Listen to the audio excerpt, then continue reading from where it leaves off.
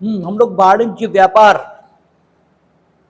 आजीविका और वृत्ति, इसे अपनाने से संबंधित जो स्वतंत्रता है, इसके बारे में बात करने वाले थे कि भारत के नागरिक को ये 4 प्रकार की स्वतंत्रता और प्राप्त, और ये चारों प्रकार की स्वतंत्रता काहे से संबंधित है? आजीविका कमाने से। ये 4 तरीके हैं जिनके माध्यम से आप अपनी आजीविका इसको अर्जित करते हैं। जीवन अलग बात है और आजीविका अलग बात है। जीवन और आजीविका, इसके बीच कोई संबंध ये नहीं है, लेकिन फिर भी ये तय है कि जीवन सुरक्षित तभी रहेगा जबकि आपके पास आजीविका हो। हाँ, कोई आपको जीवन भर खिलाता रहे वो एक अलग बात है, लेकिन ऐसा असंभव है। इसलिए आजीविका और जीवन के बीच एक अनिवार्य संबंध देखा जाता है। तो टू अर्न लिवलीहुड, आप अपनी आजीविका 4 तरीकों से चलाते हैं। मुख्यतः समाज में 4 तरीके प्रचलित हैं जिनके माध्यम से आप अपनी आजीविका अर्जित करते हैं। जिनमें तो पहला है प्रोफेशन। ठीक है, प्रोफेशन की हिंदी वृत्ति है, और जैसे ही आप वृत्ति शब्द कहते हो वैसे ही उसका अर्थ निकलना शुरू हो जाता है। वृत्ति आपकी प्रवृत्ति से संबंधित है, जो नेचर आपने पाया है। उस नेचर के आधार पर जब आप अपनी आजीविका अर्जित करते हो, ठीक है, तब यह कहा जाता है कि you are practising a profession. और प्रवृत्ति, ठीक है, ये आप में एक प्रकार का कौशल पैदा करती है, एक प्रकार की स्किल पैदा करती है कि आप जब अपनी वृत्ति से मेल रखने वाला काम करोगे तो अधिक कुशलता पूर्वक कर पाओगे, क्योंकि आपका नेचर भी वही है और काम भी वही कर रहा है। जब आप अपने नेचर के विपरीत काम करना शुरू करोगे तो काम में उतनी कुशलता न दिखाई देगी और न हो सकती।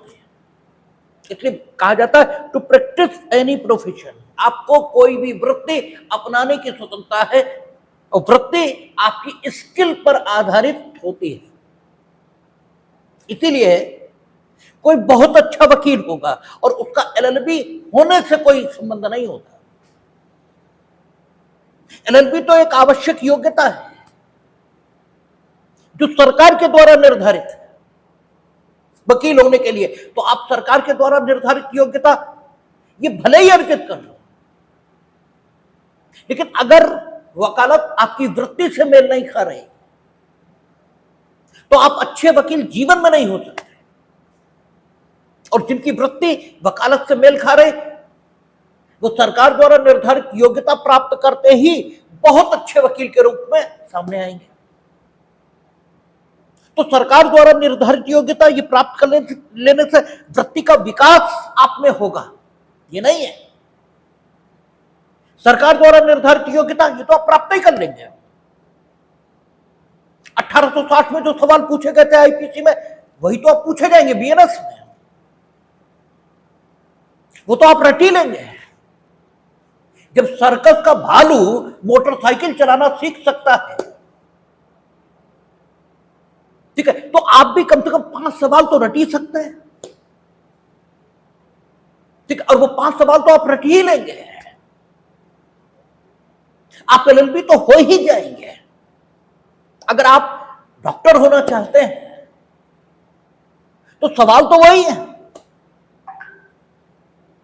2-4 बीमारियां नहीं ज्ञात हो जाए तो हो जाए, अन्यथा सामान्य बीमारियां तो वही हैं, उनके सिम्टम वो तो वही हैं। तो जब भालू और शेर ये भी कुछ करना सीख लेते हैं तो आप तो आदमी हैं। वो निर्धारित योग्यता जो शासन द्वारा निर्धारित है कुछ होने के लिए, वो तो मिनिमम है, उतनी तो होनी ही चाहिए। जब कोई किसी विशेष क्षेत्र में जा रहा है, लेकिन अगर सिर्फ उतनी ही है जो शासन से निर्धारित है, तो फिर वो उस क्षेत्र में सफल नहीं होगा, क्योंकि उसकी वृत्ति में वो चीज नहीं है। और अगर उसकी वृत्ति में वो चीज है तो वो सफलता के झंडे गाड़ देगा। इसलिए जब आप अपनी वृत्ति और अपनी प्रवृत्ति इस पर अपनी जीविका को आधारित करते हैं, तो आप अपनी स्किल जो ईश्वर द्वारा आपको दी गई उसे अपनी आजीविका कमाने में प्रयोग करते हैं। और तब आप अपनी स्किल का अभ्यास करते हैं हर बार। उस अभ्यास से आपको आजीविका तो हासिल होती ही है, साथ ही आपके कौशल का निरंतर विकास होता है। इसीलिए कहा जाता है कि वकील ज्यों ज्यों बूढ़ा होता है त्यों त्यों उसकी वकालत पर जवानी आती है, क्योंकि उसकी स्किल अभ्यास के साथ और विकसित और विकसित और विकसित होती चली जाती है। तो वृत्ति यानी प्रोफेशन ये आजीविका कमाने का एक तरीका है, लेकिन इसमें स्किल का प्रयोग होता है, उस कौशल का प्रयोग होता है जो कौशल आपको ईश्वर द्वारा दिया गया है। और ये आजीविका कमाने का एक तरीका है। इसको जो 6 स्वतंत्रताएं हैं इसमें छठी स्वतंत्रता के तौर पर वर्णित किया है। आप कोई प्रोफेशन अपना सकते हैं। फिर कहता कोई पेशा, ऑक्यूपेशन। अब ऑक्यूपेशन 2 प्रकार के होते हैं। एक पेशा वो है जो आपकी किसी इनहेरेंट योग्यता, जिसे टैलेंट कहेंगे, गुण कहेंगे, एक प्रवृत्ति है, एक गुण है व्यक्ति का। जब आपके किसी आंतरिक गुण पर आपकी जो आजीविका है वो आधारित है, तब यह कहा जाता है कि आपका पेशा पत्रकारिता है, आपका पेशा लेखन है।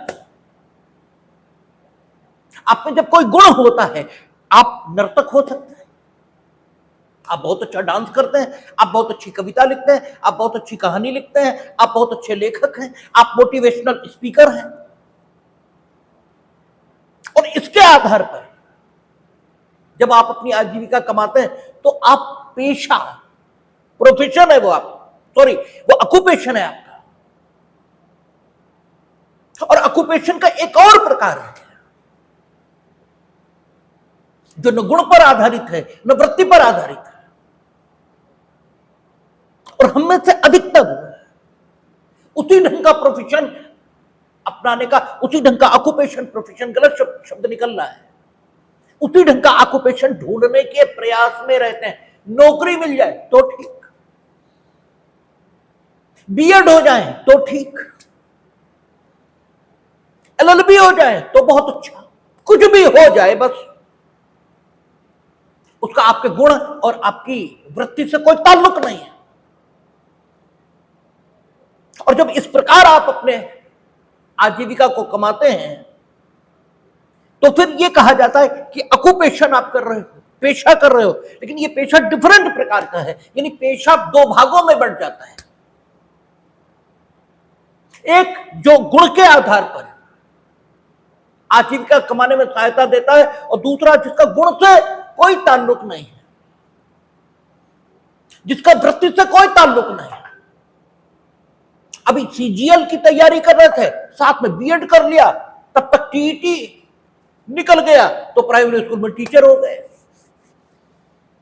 अन्यथा टाइपिंग सीख रहे थे और शॉर्टहैंड सीख रहे थे, तैयारी स्टेनो की हो रही थी। 10 किलोमीटर रेस लगाते थे, अग्निवीर में सिलेक्शन हो गया तो बंदूक लेके घूमने लगे। तो आप परमवीर चक्र कभी नहीं पाएंगे, क्योंकि वृत्ति आपकी नहीं थी, आप में गुण नहीं था साहस का। वो तो जिंदगी काटने का साधन ये ढूंढ रहे थे, और वो अग्निवीर के तौर पर मिल गया तो आप अग्निवीर हो गए। अन्यथा अग्निवीर होने में आपकी कोई रुचि नहीं है। शिक्षक तो ये चाणक्य भी है, और शिक्षक वो भी हैं जिनके नाम पर थूकने की भी इच्छा नहीं होती, वो भी शिक्षक हैं। लेकिन वो यहां रोटी कमाने आए थे और इस आदमी की वृत्ति थी, इसलिए आज भी इसके चित्र टंगे हैं, ठीक है ना। तो पेशा दो भागों में बटेगा, ठीक है। यह भी आजीविका कमाने का एक ढंग है। तीसरा ढंग व्यापार। व्यापार में आप एक स्थान पर रहकर वस्तुओं का क्रय और विक्रय एक ही स्थान पर, इसमें मैन्युफैक्चरिंग ये भी शामिल होती है। कई बार इसमें मैन्युफैक्चरिंग शामिल नहीं भी होती। जैसे आप दुकान पर गए और आपने चीज को खरीदा, तो जिससे खरीदा उसके पोजीशन में थी वो चीज, उसने विक्रय की, आपने क्रय की। एक ही स्थान पर ये सारी घटना घटी है। और यह भी हो सकता है कि वही मैन्युफैक्चर ये भी हो रही हो। मैन्युफैक्चरिंग ये किस प्रोसेस, किस प्रक्रिया का नाम है? जब आप दो कमोडिटीज को इस प्रकार मिलाते हैं कि वे दोनों कमोडिटीज अपना अस्तित्व खो देती हैं और एक तीसरी कमोडिटी अस्तित्व में आ जाती है, जिसके गुणधर्म मिलाई गई कमोडिटीज से एकदम अलग होते हैं। तो आप वस्तु का उत्पादन करते हैं, मैन्युफैक्चरिंग कर रहे हैं, ऐसा बोला जाता है। तो मैन्युफैक्चरिंग ये भी हो सकती है, और यह भी हो सकता है कि गुड्स का मैन्युफैक्चर वो न भी हो रहे हो, लेकिन एक स्थान पर जब वस्तुओं का क्रय और विक्रय ये दोनों किए जाते हैं और उसमें से कुछ लाभ विक्रेता अपने लिए सुरक्षित करता है और इस ढंग से आजीविका कमाता है, तो उसे व्यापार कहते हैं। इसका मुख्य उद्देश्य लाभ कमाना है, ठीक है, अपने लिए लाभ को सुरक्षित करना है, ये व्यापार है। और ये भी आजीविका कमाने का एक ढंग है। और चौथा तरीका कारोबार है, जिसे ट्रेड कहा जाता है। It is also a sale and purchase, लेकिन ये एक स्थान पर नहीं होती है। इसमें आयात एवं निर्यात ये शामिल है, एक्सपोर्ट एंड इंपोर्ट। आप यहां बैठे हैं, आपने चीज कहीं से मंगाई है, ठीक है, जिससे मंगाई है उसे लाभ हो रहा है, तभी तो बेचेगा। विक्रेता वो है, क्रेता आप हो, आप आगे कहीं बेच रहे हो, लेकिन दोनों लोग एक स्थान पर नहीं हो। तो वहां से जब वो चीज को भेजेगा तो एक प्रकार की गति ये इस व्यापार में दिखाई देगी। और जब व्यापार में गति दिखाई दे, यानी गति व्यापार का आवश्यक अंग हो, तब उसे व्यापार नहीं कारोबार, ट्रेड कहा जाता है, ठीक है ना। ट्रेड अलग बात है और बिजनेस अलग बात है। अगर ब्रॉड स्पेक्ट्रम में देखें तो बिजनेस में ट्रेड शामिल है, लेकिन ट्रेड में बिजनेस शामिल नहीं है, क्योंकि ट्रेड बिजनेस की एक पर्टिकुलर एक्टिविटी उससे संबंधित है। और वो पर्टिकुलर एक्टिविटी क्या है कि क्रय और विक्रय एक स्थान पर न हो, भिन्न भिन्न स्थानों पर क्रय और विक्रय, ठीक है, संपन्न करने वाले व्यक्ति ये रह रहे हैं। तो गति, मूवमेंट ये ट्रेड का आवश्यक हिस्सा है। ऐसी व्यापारिक गतिविधि जिसका आवश्यक हिस्सा गति हो, गति ही जिसको कॉन्स्टिट्यूट करती हो, उसे हम ट्रेड कहेंगे। और इसमें भी आजीविका लोगों द्वारा कमाई जाती। कमीशन एजेंट देखेंगे, कमीशन एजेंट होते,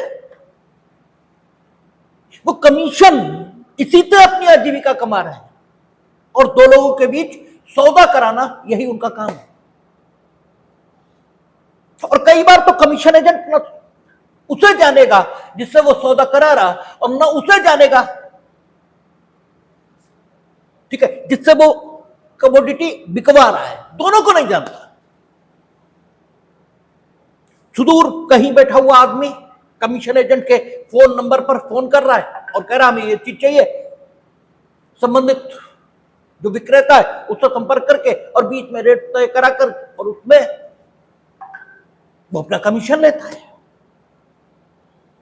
तो ये 4 तरीके हैं मुख्यतः जिनके द्वारा व्यक्ति अपनी आजीविका कमाता है। इसलिए इन चारों चीजों को यहां रखा गया। ये चारों बातें हैं, ये चारों तरीके आजीविका कमाने के साधन ही हैं। और ये कई प्रकार के होते हैं, ये कई प्रकार के। आप अच्छी फोटोग्राफी करते हैं तो डिस्कवरी में जानवरों की जो फोटोग्राफी है उसी के आधार पर लोग अपनी आजीविका कमा रहे हैं। आपके अंदर अनेकों प्रतिभाएं हैं, अनेकों प्रकार के गुण ये होते हैं, और उन अनेकों प्रकार के गुणों के आधार पर अन्य प्रकार के प्रोफेशन, अन्य प्रकार के ऑक्यूपेशन, अन्य प्रकार के व्यापार, अन्य प्रकार के कारोबार ये अस्तित्व में आ सकते हैं। इसलिए कोई सूची बनाकर आपको पेशा, व्यापार, कारोबार इसको करने की स्वतंत्रता न दी जा सकती है और न दी जानी चाहिए, क्योंकि अगर हमने सूची बनाई और 4 से छूट गए तो आपको उन व्यापार, कारोबार आदि को करने की स्वतंत्रता नहीं रहेगी। तो सबसे उत्कृष्ट जो शब्द चयन हो सकता है वो शब्द चयन यही हो सकता है कि आपको कोई पेशा, कोई व्यापार, कोई कारोबार,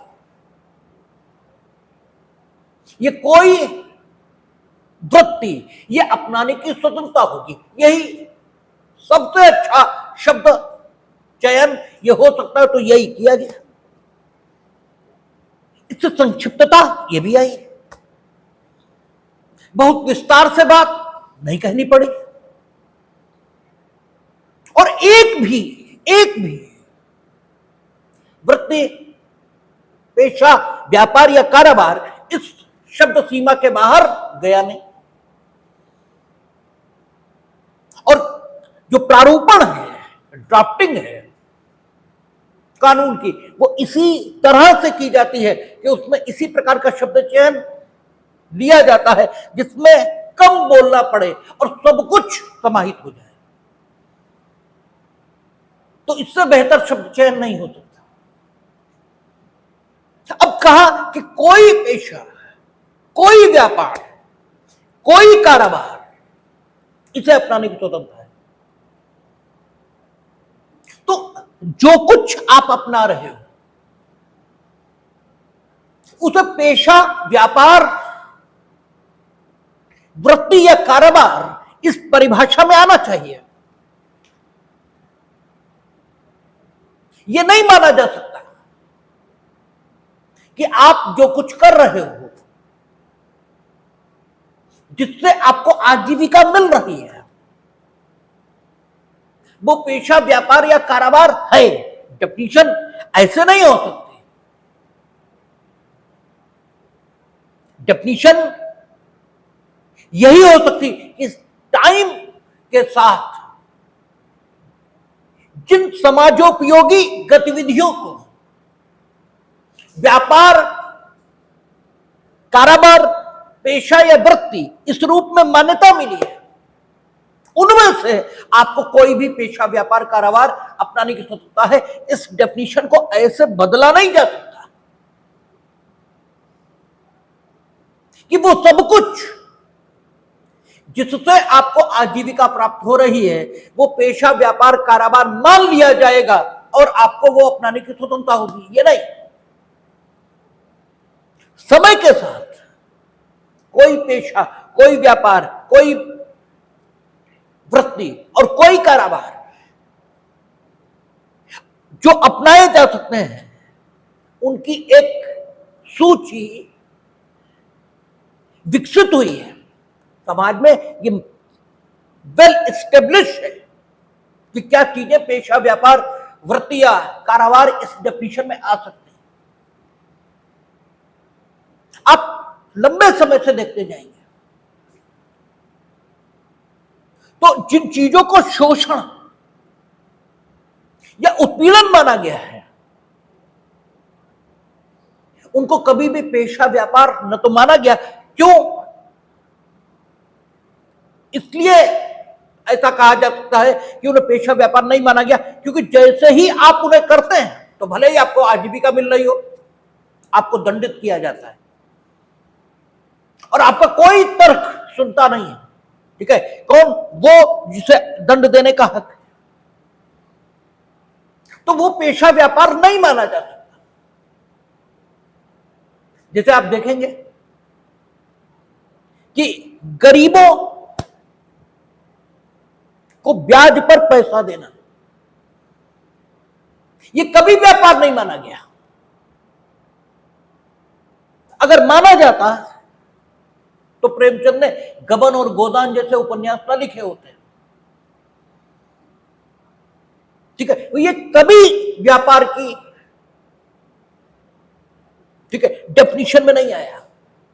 और सिर्फ हिंदुस्तान नहीं, तो अरब प्रायद्वीप में देखेंगे तो वहां भी, जिसे ये जहालत का युग कहते हैं, यानी बिफोर इस्लाम, वहां भी ब्याज खूब चलता था।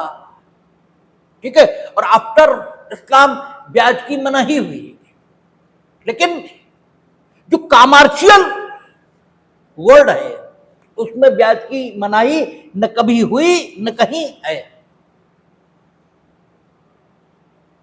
हां, ऊंची ब्याज दरों पर ऋण देना गरीबों को और उससे आजीविका कमाना, ये कभी भी पेशे व्यापार के तौर पर मान्यता प्राप्त नहीं रहा। हां, व्यापारिक जगत में पैसा ब्याज पर देना और उससे व्यापार करना और फिर ब्याज देना, ये हमेशा एक मान्यता प्राप्त व्यापार रहा है। तो यही यहां का है। आपको बताया था महाराष्ट्र विधायिका ने, ठीक है, फतेहचंद का मुकदमा है, उसमें जब क्या किया था, गरीबों को जो ब्याज पर पैसे दिए जाते थे ऊंची ब्याज दरों पर, उसको रोकने के लिए विधायिका ने कानून बनाया था। तो इसी आधार पर चैलेंज किया गया था कि कोई पेशा, कोई आजीविका, कोई वृत्ति, कोई व्यापार अपनाने की हमें स्वतंत्रता है। तो कोर्ट ने इसको ठीक नहीं माना। कोर्ट ने कहा कि नहीं, पेशा अपनाने की स्वतंत्रता है। Whatever you are doing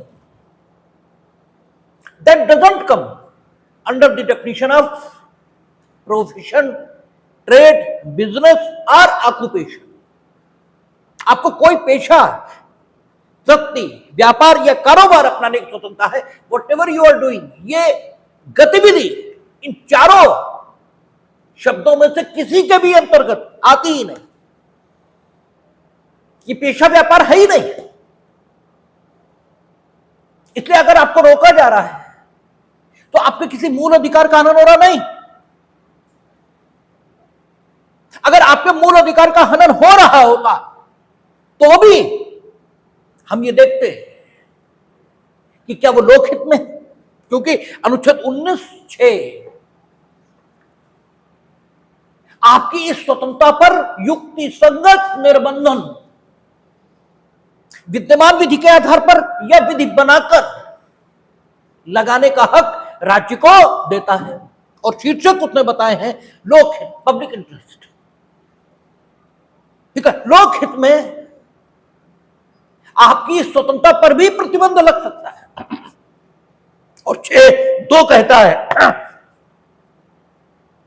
कि राज्य को यह भी हक है कि किसी पेशा, व्यापार, कारोबार, ठीक है, या वृत्ति को अपनाने के लिए वो शैक्षिक या अन्य प्रकार की योग्यताएं और अहर्ताएं ये भी निर्धारित कर सकता है। करते भी है। वकील जो होगा LLB होगा, बिना LLB की डिग्री के कानून का ज्ञान आपको हो सकता है, लेकिन आप एडवोकेट नहीं माने जाएंगे। अगर आप चिकित्सक होना चाहते हैं, MBBS मिनिमम क्वालिफिकेशन है उसकी, या अन्य प्रकार के जो VDS, BMS, BOMS, BHMS, ये सारी चीजें। अगर आपको सर्जन होना है तो MS ये होना ही होगा। तो राज्य को हक है कि वो विभिन्न प्रकार की शैक्षिक योग्यताएं निर्धारित कर सकता है। और राज्य को यह भी है कि वो चाहे तो किसी एक क्षेत्र से जो नागरिक हैं उन्हें बिल्कुल बाहर कर दें और मोनोपोली अपने पक्ष में क्रिएट कर लें कि केवल हम ही ये काम करेंगे। ये भी एक राज्य को दिया गया है। और सामान्यतः राज्य के इस हक पर कोई सवाल आपके द्वारा नहीं उठाया जा सकता, क्योंकि राज्य जब ये निर्णय लेगा कि हम अमुक व्यापार करेंगे मोनोपोली के आधार पर अपने पक्ष में, तो यह हमेशा माना जाएगा कि ऐसा राज्य ने लोकहित में ही किया है। यह आवश्यक तौर पर माना जाएगा। It will be presumed. अब फर्क समझ लें। अगर यह प्रिज्यूम न हो कि राज्य ने अगर किसी पेशा, व्यापार, कारोबार को करने का फैसला किया है तो आवश्यक रूप में ऐसा लोकहित इसका समर्थन करेगा। अगर ये उपधारित न हो, अगर ये प्रिज्यूम न हो, तो ये जैसे ही आप साबित करेंगे कि राज्य ने जो घोषणा की है उससे राज्य के पक्ष में अमुक व्यापारिक गतिविधि में एकाधिकार यानी मोनोपोली ये क्रिएट हो गई है, वैसे ही राज्य पर यह दायित्व आएगा कि राज्य ये साबित करे कि उसने जो मोनोपोली क्रिएट की है अपने पक्ष में, इससे लोकहित सधेगा। ये राज्य को साबित करना पड़ेगा, क्योंकि जैसे ही आपने ये साबित किया कि whatever the state has declared, ठीक है, उसका प्रभाव ये है कि अब राज्य के पक्ष में मोनोपोली है। एक व्यापार या एक व्यापारी गतिविधि के क्षेत्र में, वैसे ही राज्य को यह साबित करना पड़ेगा, क्योंकि जैसे ही आप साबित करेंगे कि मेरे फंडामेंटल राइट पर प्रतिबंध हुआ है, वैसे ही प्रतिबंध के औचित्य को राज्य को साबित करना पड़ेगा। जस्टिफिकेशन तो राज्य को देना पड़ेगा कि हमने जो कुछ किया है उससे लोकहित सधेगा, ये राज्य पर आएगा। लेकिन अगर ये प्रिज्यूम हो जाए कि राज्य ने जो कुछ किया वो लोकहित में ही है, तो राज्य को कुछ नहीं करना है। उसने कोई व्यापारिक गतिविधि स्वयं चलाने का निर्णय कर लिया, यानी सारे नागरिकों को क्षेत्र से बाहर कर दिया, तो यह प्रिज्यूम होगा कि लोकहित में उसने ऐसा किया। अगर यह पोजीशन हो तो आप ही को दोनों बातें साबित करनी होंगी, ठीक है, कि इनने मोनोपोली अपने पक्ष में क्रिएट की और इससे किसी प्रकार का कोई लोकहित नहीं सध रहा है। तब जाकर के राज्य की जो मोनोपोली है उसको अनकॉन्स्टिट्यूशनल माना जाएगा। लेकिन यहां यह ध्यान रखने योग्य है कि राज्य अपने पक्ष में मोनोपोली क्रिएट कर सकता है, राज्य किसी अन्य के पक्ष में मोनोपोली अपनी ताकत से क्रिएट नहीं कर सकता। और राज्य जो मोनोपोली क्रिएट करने का निर्णय लेता है वो इसलिए लेता है कि उसके 3 कारण मुख्यतः होते हैं। एक, अगर राज्य उस व्यापारिक गतिविधि को अपने हाथ में न ले तो प्रशासनिक अव्यवस्था ये फैलती है। ठीक है, अगर ऐसा होता है तो राज्य अपने हाथों में वो व्यवस्था ले लेता है, जैसे शराब है, कैसीनो है, ठीक है, ये दुकानें अगर लोगों को खोलने की इजाजत दी जाए, या हथियार की दुकान है, ठीक है, ये लोगों को अपने हिसाब से खोलने की इजाजत दी जाए, तो आप किसे बेच दोगे? बंदूक बेचोगे डकैतों को, क्योंकि सबसे ज्यादा डकैतों की जरूरत है। ठीक है, हमारे पास 2 लाइसेंस हैं, आज तक आपने देखे भी नहीं होंगे। ठीक है, तो सबसे ज्यादा जरूरत तो चोरों डकैतों को है, तो आप तो कारतूस और चीजें उन्हीं को बेचोगे। तो जो प्रशासनिक अव्यवस्था है उसको कंट्रोल करने के लिए राज्य अपने हाथों में चीजें ले लेता है कि नहीं, इस पर्टिकुलर फील्ड में हम ही केवल रहेंगे और कोई नहीं। दूसरा, जो बुराई उत्पन्न हो सकती है, ठीक है, अगर राज्य अपने पक्ष में अपने हाथ में चीज को न ले ले, जैसे होता है, उन्होंने कहा कि पेट्रोल की कमी है, ऑर्डर हो गया कि सरकार का आदमी बैठेगा पेट्रोल पंप पे और सबको 5-5 लीटर मिलेगा। ठीक है, नहीं तो तुम क्या करोगे? जो ज्यादा पैसे देगा उसे 100 लीटर दे दोगे, और जो उतने पैसे नहीं दे पाएगा उसे एक बूंद नहीं दोगे। तो अस्पताल की एम्बुलेंस तो खड़ी हो जाएगी, लोग मर जाएंगे।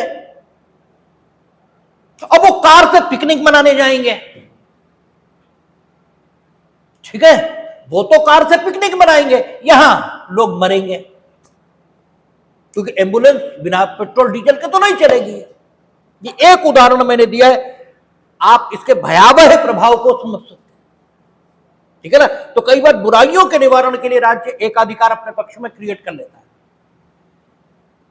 और कई बार केवल लाभ जैसे आप कमाते हैं वैसे ही।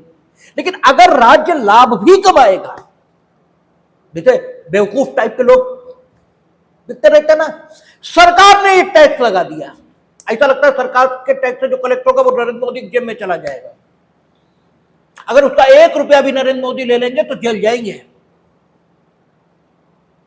नरेंद्र मोदी व्यक्ति के रूप में कुछ नहीं ले सकते, प्राइम मिनिस्टर के तौर पर ले सकते हो, प्राइम मिनिस्टर के तौर पर जो कुछ लेंगे वो सरकार का होगा, देश का होगा। लेकिन ऐसे लिखते हैं जैसे नरेंद्र मोदी अपने जेब में रख लेंगे। ठीक है, सरकार अगर लाभ भी कमा रही है तो अंततः तो विकास के ही कामों में लगेगा, अंततः उससे लोक भलाई यही होगी। ठीक है, इसलिए यह प्रिज्यूम किया जाता है कि गवर्नमेंट ने किसी भी कारण से अपने पक्ष में मोनोपोली क्रिएट की है तो वो ठीक ही उसने क्रिएट की, और सरकार को कोई भी पेशा व्यापार अपने हाथों में ले लेने की स्वतंत्रता है। आपको भी कोई पेशा कोई व्यापार करने की स्वतंत्रता है, लेकिन पेशा और व्यापार इसी को करने की स्वतंत्रता है। जो पेशा व्यापार कभी माना ही नहीं गया उसे करने की स्वतंत्रता नहीं। जैसे छोटे लोगों को ऊंची ब्याज दरों पर पैसा देना, यह कभी पेशा या व्यापार नहीं माना गया। पहले चूंकि पर्यावरण की समस्या नहीं थी, अब है, तो रीजनिंग अगर यह पकड़ी जाए कि जो कुछ समाज के अस्तित्व के लिए नुकसानदायक, वो कभी भी पेशा, व्यापार, कारोबार या वृत्ति इस परिभाषा में नहीं आ सकता। अगर इसी को डेफिनेशन मान लिया जाए, अगर इसी तर्क पर चला जाए, तो वो चीजें जो पर्यावरण को नुकसान पहुंचा रही हैं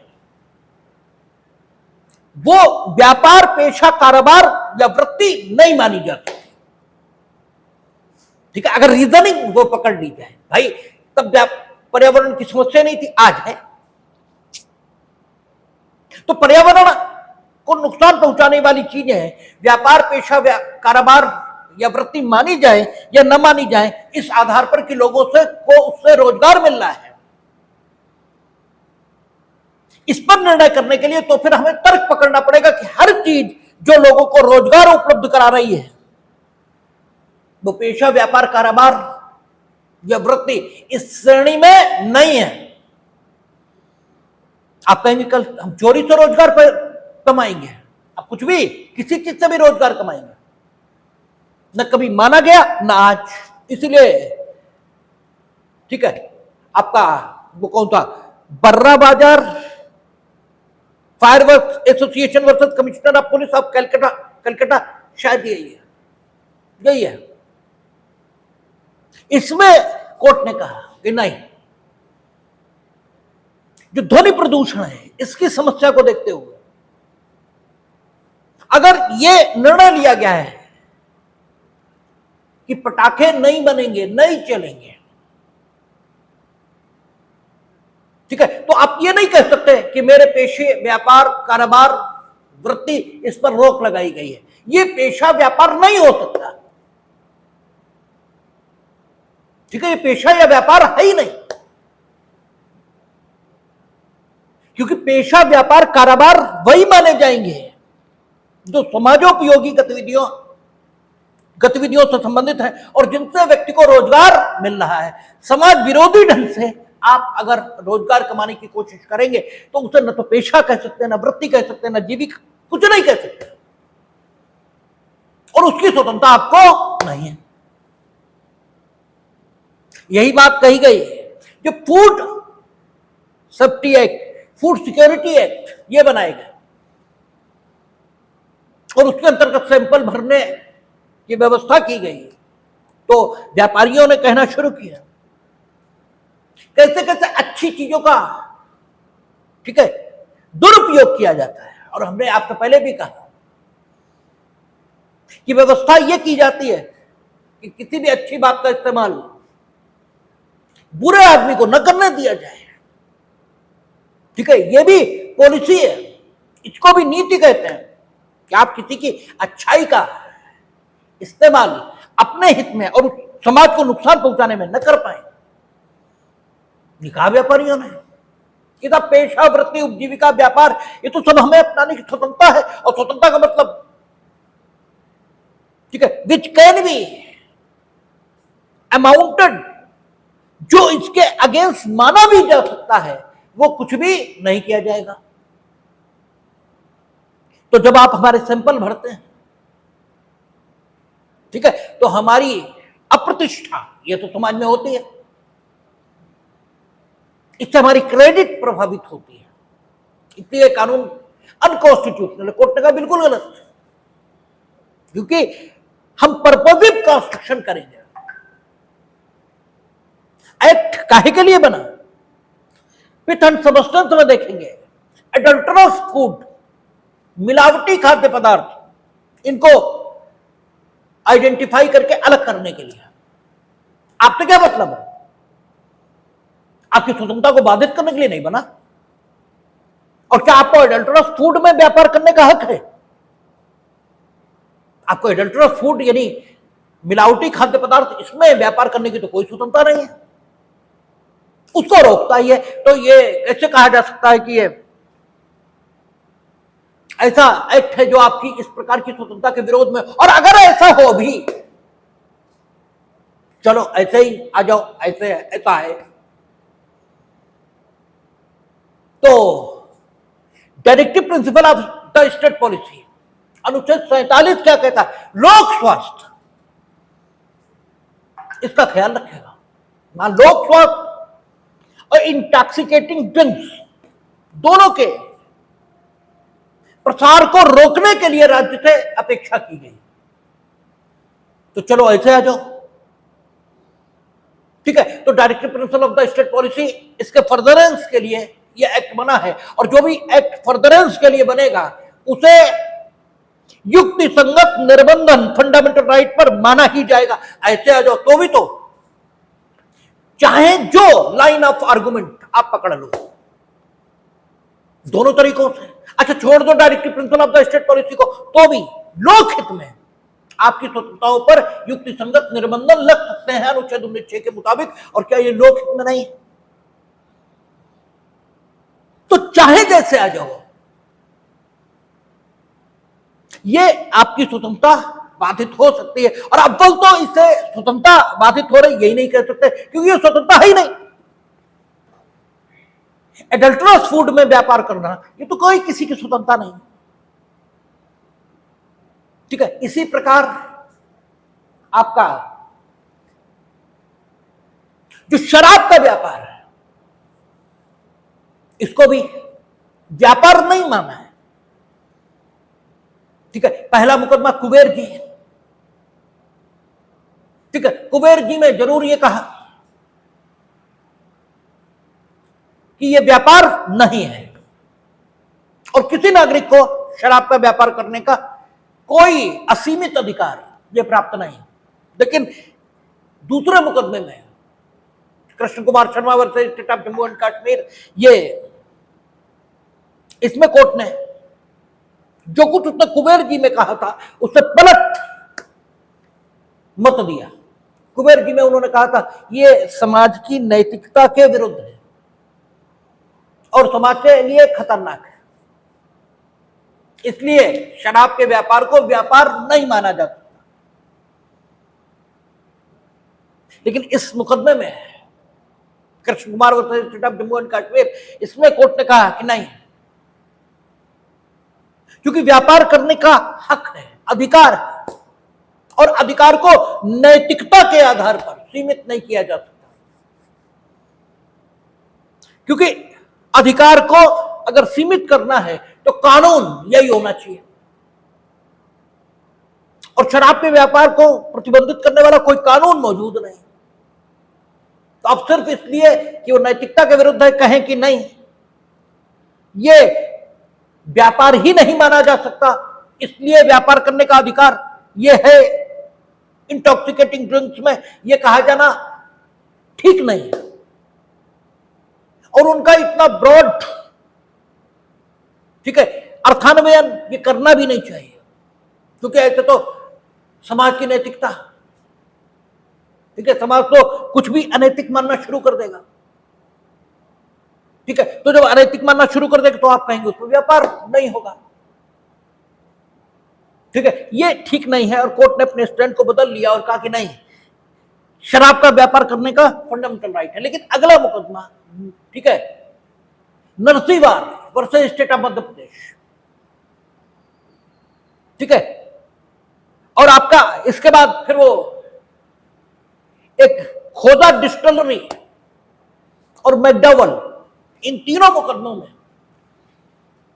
न्यायालय ने जो मत व्यक्त किया है वो इसी ओर इशारा करता है कि नहीं, फंडामेंटल राइट शराब के व्यापार में किसी को प्राप्त नहीं, क्योंकि शराब का व्यापार अनादिकाल से लेकर आज तक राज्य के द्वारा ही नियंत्रित किया जाता रहा है, इसलिए कभी भी इसको व्यापार नहीं माना गया, कभी नहीं माना गया। यह गतिविधि है जो चलती है और चलती ही रहेगी, क्योंकि आप पूरी दुनिया में कभी भी ऐसा नहीं पाएंगे कि शराब प्रचलित न रही हो सोसाइटी में। हमने आपसे पहले भी कहा कि चाहे जिस सभ्यता का इतिहास पढ़ लीजिए, सब जगह शराब पीने के बर्तन बरामद हुए हैं। तो ये कहने को आप भले ही कह लें, जैसी अच्छी अच्छी बातें नाटकबाजी के नाते आप करते रहते हैं, तो कहने के लिए आप भले ही कह लें, लेकिन शराब एक सच्चाई है और इसको इग्नोर नहीं किया जा सकता। अब दो बातें हो सकती हैं, या तो आप शराब का व्यापार करने का लाइसेंस दे दो, ठीक है, तो जो परिणाम पैदा होगा वो अत्यंत भयावह होगा। और दूसरी स्थिति हो सकती है कि शराब का व्यापार नहीं होगा, ये कह दो, ठीक है, ये कह दो शराब का व्यापार नहीं होगा, तो आपने कहा कत्ल नहीं होगा तो कत्ल हो रहे, आपने कहा चोरी नहीं होगी तो चोरी हो रही, आपने कहा रिश्वत नहीं ली जाएगी तो रिश्वत ली जा रही। आपको यह समझना होगा कि आपके कहने मात्र से कुछ नहीं होता, आपको यह समझना होगा। कह के देख लो कि शराब का व्यापार नहीं होगा, शराब का अवैध व्यापार शुरू हो जाएगा। हो रहा है, गुजरात में शराब नहीं अलाउड है, बिहार में अलाउड नहीं है। और अगर गुजरात या बिहार का कोई हिस्सा ऐसा हो जहां लोग शराब ना पी रहे हो, तो हमें बता दो। रेलवे के टीटी तक शराब लेकर वहां बेच रहे हैं बिहार में, बस गवर्नमेंट का रेवेन्यू और बंद हो गया। ठीक है, वो और नहीं मिल रहा। इसलिए फिर बेहतर तरीका यह है कि राज्य शराब बिकवाए, इससे ज्यादा बेहतर तरीका हो ही नहीं सकता।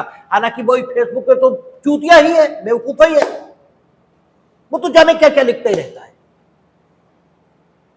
लेकिन अगर कुछ भी हो रहा है, ठीक है, तो आपको ये समझना चाहिए कि अगर लगातार कुछ भी होता चला जा रहा है तो डेफिनेटली उसके पीछे कोई तर्क होगा, क्योंकि इससे बेहतर कोई व्यवस्था ही नहीं हो सकती कि राज्य स्वयं बिकवाए। तो या तो आप बंद कर दीजिए, तो बंद करने से कुछ होने वाला नहीं। आपने बहुत चीजें बंद की, सब चल रहा है। और या ठीक है, सबको चलाने दीजिए, दोनों ही दशाएं खतरनाक है। इसलिए शराब व्यापार नहीं है, लेकिन राज्य इसे चलाएगा। ऐसा निर्णय राज्य ने किया है। मैकडॉवेल के मुकदमे में कोर्ट ने यही कहा, यह पेशा व्यापार नहीं है और राज्य इसे चलाने की अनुमति देने के लिए नीति बना सकता है। वो व्यक्तिशः कि आप चलाएंगे ऐसे लोगों का चयन कर सकता है, या फिर यह कह सकता है कि अब ये दुकान जो ज्यादा बोली लगाएगा उसे दे रहा है। दोनों में से कोई तरीका अपना सकता है। और वो जो पैसे लेगा शराब बिकवाने के एवज में, उसे न टैक्स कहेंगे न फीस कहेंगे, क्योंकि फीस सर्विस के अगेंस्ट होती है, सर्विस कोई नहीं दे रहा है। टैक्स कानून के मुताबिक होता है, कानून कोई नहीं बना। उसे रेंटल कहा जाएगा, वो एक प्रकार का भाड़ा है। जब आप किसी को अपना कोई अधिकार इस्तेमाल करने देते हो तो उसके अगेंस्ट जो कुछ आप प्राप्त होता है आपको, उसे रेंट या भाड़ा कहते हैं। जैसे आपके स्वामित्व के अधिकार अपनी जमीन पर हैं और आपने अपनी संपत्ति के वे अधिकार हमें उपभोग करने का हक दे दिया, पट्टेदार या किराएदार के तौर पर जो आपको उन हकों के बदले प्राप्त हो रहा है वो क्या है? भाड़ा है। तो उनका सरकार ये जो परमिशन देती है, इस परमिशन के अगेंस्ट जो प्राप्त होता है, परमिशन के अगेंस्ट,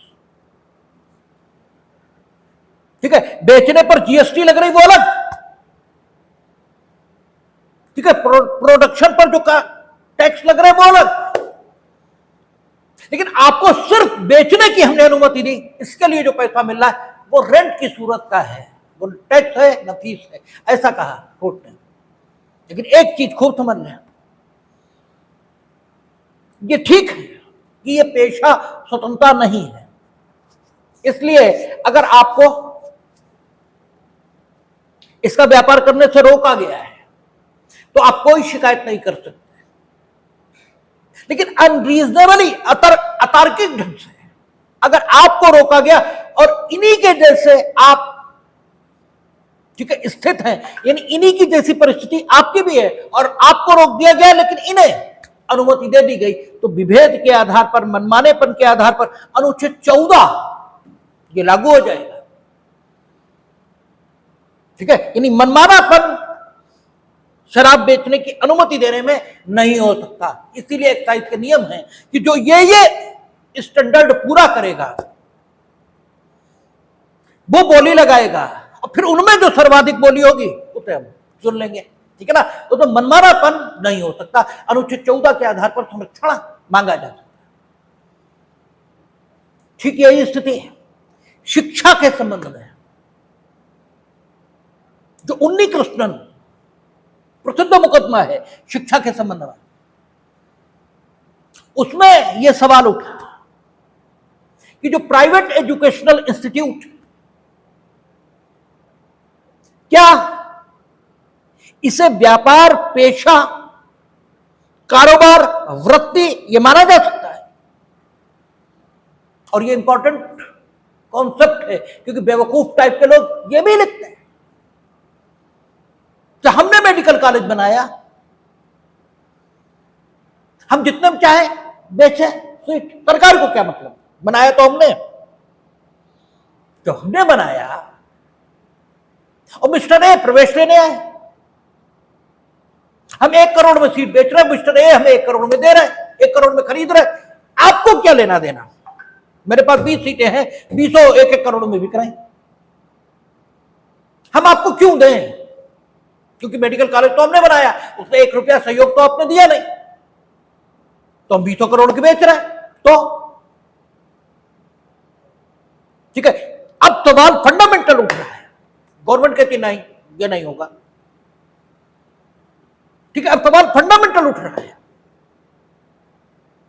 कि अगर गवर्नमेंट कह रही ऐसा नहीं होगा, तो ऐसा किस आधार पर वो कह रही, क्यों नहीं होगा? हम तो कह रहे हैं हमें तो व्यापार, कारोबार ये सब करने की स्वतंत्रता है, हम प्रोफेशन, हम व्यापार करना है, हमने पैसा लगाया है, इन्वेस्टमेंट किया है। अब देखना पड़ेगा कि क्या शिक्षा इस देश में कभी भी व्यापार समझी गई है? शिक्षा और स्वास्थ्य इस देश में कभी व्यापार नहीं माने गए, कभी नहीं। ये व्यापार नहीं है, ये कारोबार नहीं है। राम के पास कुछ नहीं था देने को सुषेण वैद्य की फीस के तौर पर, लेकिन सुषेण वैद्य ने इलाज किया, और उसके स्वामी का घोर शत्रु है वो, जिसका वो इलाज कर रहा है, क्योंकि चिकित्सक का धर्म यही है। फीस भी नहीं, कोई फीस नहीं। ठीक है, तो शिक्षा और स्वास्थ्य ये व्यापार नहीं है, ये कारोबार नहीं है, ये पेशा, ठीक है, नहीं है, ये वृत्ति है। ठीक है, और वृत्ति में फीस ली जा सकती है, और वो भी कौन? शिक्षक। आप जिसने कॉलेज बनाया वो नहीं आता है पढ़ाने, पढ़ाने वो नहीं आ रहा। इंस्टीट्यूट बनाकर, अस्पताल बनाकर अबाध लाभ ये कमाने की इजाजत आपको नहीं मिल सकती, क्योंकि वो व्यापार है ही नहीं, वो कारोबार है ही नहीं, इस देश में कभी नहीं समझा गया। और यही महत्वपूर्ण प्रश्न था कि अगर पेशा मान लें, अगर व्यापार मान लें, पेशा तो मान ही नहीं सकते, ठीक है, वृत्ति तो मान ही नहीं सकते, क्योंकि जिसने कॉलेज बनाया वो पढ़ा नहीं रहा। दो बातें हो सकती, व्यापार या कारोबार माना जा सकता है, उसमें कारोबार भी नहीं मान सकते, क्योंकि उसमें मूविंग एस्पेक्ट होता है, बिजनेस माना जा सकता है। लेकिन क्या माना जाए? क्या शिक्षा कभी इस देश में व्यापार रही? अगर व्यापार रही होती तो पहले जो गुरुकुल चलते थे वो राजाओं के लड़के कहते तुम इतने पैसे दो पहले, फिर पढ़ाएंगे। वो तो कुछ मांगते ही नहीं थे, पहले पढ़ाते थे और बाद में गुरु दक्षिणा, और गुरु दक्षिणा में भी वो नहीं कि उनका सब कुछ मांग ले, कुछ, ठीक है, थोड़ा बहुत उतना मांगते हो। पहले पढ़ाते थे, पढ़ाने के लिए कोई शर्त नहीं, ठीक है, ये नहीं कि पहले इतने पैसे दो फिर एडमिशन, क्योंकि शिक्षा आप दे नहीं सकते, शिक्षा ली जाती है, हमने पहले भी एक बार कहा है, क्योंकि शिक्षा दे तो कोई सकता ही नहीं। अरे जब तुम लेने को ही तैयार नहीं, दे कैसे देंगे हम? ठीक है ना, कहते ना, गुरु होना महत्व की बात नहीं है, शिष्य होना महत्व की बात है। शिष्य वो जो सीखने को तैयार है, ठीक है। अब आप सिखाने को तैयार हो, लेकिन सीखने वाला तो कोई हो। अगर कोई सीखने को ही तैयार नहीं है तो तुम कर क्या लोगे? और जो सीखने को तैयार है, तुम ना भी मिलो तो भी सीख लेगा, क्योंकि जितना पहली बार सीखा था उसे कोई मिला नहीं था सिखाने वाला, वो तो खुद ही सीखा था। ठीक है ना। सीखने के बाद उसने लिखा, फिर तुमने पढ़ा, फिर तुम गुरु हुए, ठीक है। फिर जिसको सिखाया वो शिष्य हुआ, लेकिन पहले शिष्य आया, पहले गुरु नहीं आया। सीखना महत्व की बात है। जब तक तुम सीखने को तैयार नहीं, तब तक कोई सिखा क्या देगा। और जो सीखने को तैयार है उसे सिखाया जाना ज्यादा लोकोपयोगी और ज्यादा समाजोपयोगी है बनिस्बत उनके जो सीखने को तैयार नहीं है, जो शिक्षा को एक गहने की भांति इस्तेमाल करना चाहते हैं, जो शिक्षा को एक ऑर्नामेंट की तरह इस्तेमाल करना चाहते हैं। आपको याद होगा एक सज्जन आए थे, वो शिक्षा को ऑर्नामेंट की तरह इस्तेमाल करना चाहते हैं। आप में से भी कई करना चाहते हैं कि हम लिखकर दिखाएंगे, आप देख लीजिएगा। क्या देखेंगे हम उसमें? तुम किताब से उतार लाओगे, उसे हम क्या चेक करेंगे? और कुछ लोग वो चेक कर रहे हैं जो आप किताब से उतार के लाते हो। और वेरी गुड, बहुत अच्छा, इस प्रकार के शब्दों का प्रयोग कर रहे हैं और आपका सीना गर्व से फूल रहा है। आप शिक्षा को गहने की तरह इस्तेमाल कर रहे हो, आप अपनी बड़ाई के लिए उसका इस्तेमाल कर रहे हो। शिक्षा आपको छूकर नहीं गुजर रही है। और दूसरी ओर वो हो सकता है जिसके पास कुछ नहीं है देने को, लेकिन गुणग्राहकता उसकी तुमसे 100 गुनी है, और अगर उसे पढ़ाया जाए तो वो इतना जबरदस्त आदमी बनकर निकलेगा जिसका कोई हिसाब नहीं। ठीक है, हम कुछ नहीं कह रहे कि एकलव्य ठीक था, अर्जुन ठीक थे, या द्रोणाचार्य ठीक थे, या उन्होंने क्या किया क्या नहीं किया, लेकिन ये सही है कि एकलव्य को न सिखाया जाना ये ठीक नहीं है। ठीक है, गुणग्राहकता किसी में हो सकती है, इसलिए शिक्षा बेचने की अनुमति नहीं हो सकती। वे जो लाखों करोड़ों कमाए बैठे हैं, 3 इडियट में जैसा वो कहता है ना कि हमें डिग्री चाहिए और तुम्हें शिक्षा चाहिए, इसलिए हमारे और आपके बीच एक समझौता हो गया कि जो डिग्री मिलेगी वो तो रणछोड़दास चाचड़ के नाम से मिलेगी, और डिग्री यहां लगेगी, तुम्हारा नाम नहीं होगा कहीं, और तुम्हें एजुकेशन चाहिए, तुम्हें एजुकेशन मिलेगी। तो जिन्हें ऑर्नामेंट चाहिए शिक्षा के रूप में, जिन्हें गहना चाहिए शिक्षा के रूप में, वो 2 करोड़ देकर सीट खरीदेंगे।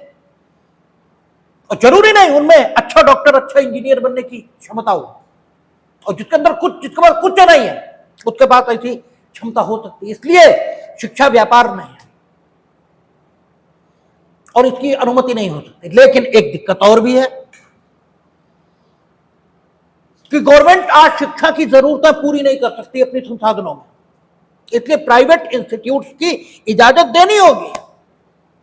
और प्राइवेट इंस्टीट्यूट चूंकि गवर्नमेंट से कोई पैसा नहीं ले रहे, इसलिए वो अपना खर्च मीट आउट कर सकें, इसके लिए कोई व्यवस्था करनी होगी।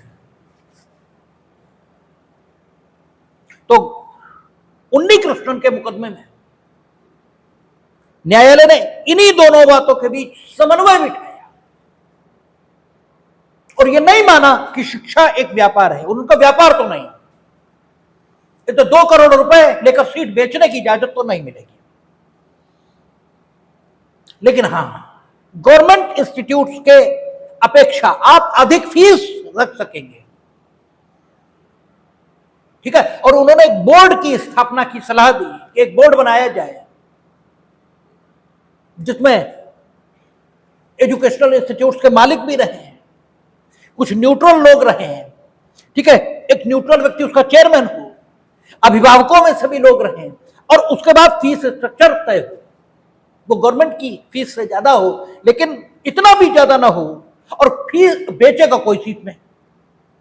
सीपीएमटी या आईआईटी या जो भी एग्जाम्स होते हैं जी आदि के, उनमें जो लो मेरिट होगी उसी के मुताबिक काउंसलिंग होकर सीटें आपको अलॉट होंगी, और वही व्यवस्था अब आप प्राइवेट इंस्टीट्यूट्स में देखते हैं। तो शिक्षा व्यापार नहीं है, तो आपको कोई वृत्ति, कोई आजीविका, कोई पेशा कोई व्यापार अपनाने की स्वतंत्रता है, लेकिन इसके नाम पर जो पेशा आदि नहीं है उसको अपनाने की स्वतंत्रता नहीं है। दूसरी बात, आपको यह अधिकार है कि आप कोई पेशा, कोई व्यापार, कोई आजीविका ये अपना सकते हैं, लेकिन अनुच्छेद 19(6) में राज्य कभी भी उसको अपने हाथों में ले सकता है, और न भी ले तो भी युक्ति संगत निर्बंधन लोकहित में अधिरोपित किए जा सकते हैं। और अगर directive principle of the state policy इसके हक में आपकी स्वतंत्रता को सीमित किया जाता है, तो आवश्यक तौर पर आपके फंडामेंटल राइट पर लगे निर्बंधन को युक्ति संगत माना जाएगा। ठीक है, और directive principle of the state policies का जब हम अध्ययन करते हैं तो वहां एक चीज दिखाई देती है। अनुच्छेद 39 विशेषकर देखते हैं तो वहां कहता है कि राज्य को ऐसी व्यवस्था करनी होगी कि उत्पादन के साधनों का कुछ हाथों में संकेंद्रण न हो। उत्पादन के साधन, ये शब्द प्रयोग हुआ है। उत्पादन के साधन में भूमि भी है, क्योंकि कृषि उत्पादन का साधन है, ऊर्जा भी है, ठीक है ना, बिजली आज सब चीजें चलाती है, ठीक है, पेट्रो प्रोडक्ट्स, ठीक है, पेट्रोलियम आदि वो भी है, और इंडस्ट्री ये भी है, ठीक है ना, उद्योग ये भी है। और आगे बढ़े तो अनुच्छेद 43 आता है, ठीक है, वो कहता है राज्य ऐसी व्यवस्था करे कि श्रमिकों की दशाओं में सुधार हो। अनुच्छेद 39 आता है आगे, बी और सी और डी, उसमें कहता है कि ऐसी कार्य की दशाएं जो मानवोचित हो, ये सब निर्धारित करे। और ये सब उद्योगों के संदर्भ में है। जब हम पढ़ते हैं तो यह दिखाई देता है कि राज्य किसी भी, ठीक है, किसी भी उद्योग को अपने हाथों में ले ले अगर, यानी नेशनलाइजेशन अगर कर दिया जाए उद्योगों का, ठीक है, यानी आपसे वो उद्योग चलाने की स्वतंत्रता छीन ली जाए, नेशनलाइजेशन कर दिया जाए, जैसे एयर इंडिया का किया, टाटा की पहले थी, फिर गवर्नमेंट ने अपने हाथों में ली और अब फिर से टाटा के पास पहुंच गई, ठीक है। ऐसा अगर किया जाता है तो directive principle of the state policy की मौजूदगी के कारण ऐसा किया जा सकता है, ठीक है। दूसरा, सोशलिस्ट, समाजवादी, ये शब्द जोड़ दिया प्रियम्बल में, जिसके आधार पर भी यह कहा जा सकता है कि प्राइवेट सेक्टर, यानी जो इंडस्ट्री प्राइवेट चल रही है उस पर सामाजिक नियंत्रण, यानी सरकार का नियंत्रण, यानी राष्ट्रीयकरण उद्योगों का इस प्रकार किया जा सकता है कि प्राइवेट इंटरेस्ट को बिल्कुल ओवरलुक कर दिया जाए, ठीक है। तो क्या समाजवादी शब्द का यही अर्थ है? और directive principle of the state policy में जो कहा, क्या वो आवश्यक रूप से सरकार को यह हक देता है कि वो राष्ट्रीयकरण करे ही, ठीक है ना? क्या ऐसी स्थिति है? और क्या सरकार अगर प्राइवेट इंडस्ट्री को पूरी तरह खत्म करती है, ठीक है, और अपने हाथों में, यानी राष्ट्रीयकरण अपने हाथों में ले लेती है सारी चीजें, तो क्या इस बात को उचित माना जाए? इन्हीं बातों का उत्तर एक्सेलवियर वर्सेस यूनियन ऑफ इंडिया इसमें आया था। ये एक पक्ष है, ठीक है, जिस पर बात होनी चाहिए। तो एक्सेलवियर वर्सेस यूनियन ऑफ इंडिया में कोर्ट ने जो कहा, और कोर्ट ने जिस प्रकार के प्रतिबंधों को युक्ति संगत मानते हुए उन्हें लगाने की इजाजत दी, ठीक है, और किस प्रकार के प्रतिबंध युक्ति संगत माने गए हैं अब तक, इन पर थोड़ी सी बात कल करके ये चैप्टर खत्म करेंगे और फिर अनुच्छेद 20 शुरू करेंगे।